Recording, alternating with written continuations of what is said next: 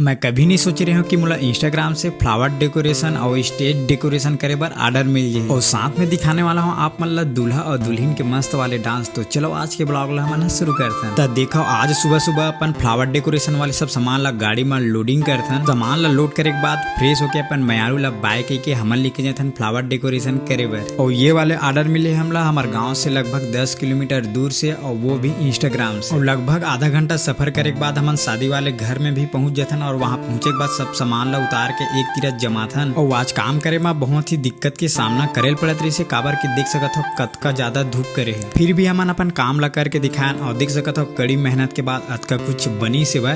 तो तुमन हमारे वीडियो ला कहाँ से देखा था और हमारा डेकोरेशन तुमन ला कैसन लगा थे कमेंट में जरूर बताओ। तो फाइनली हमारा डेकोरेशन पूरा हो के बाद कुछ ऐसा दिखत रही तुमन देख सकत हो और कैसे लगा थे कमेंट में जरूर बताओ।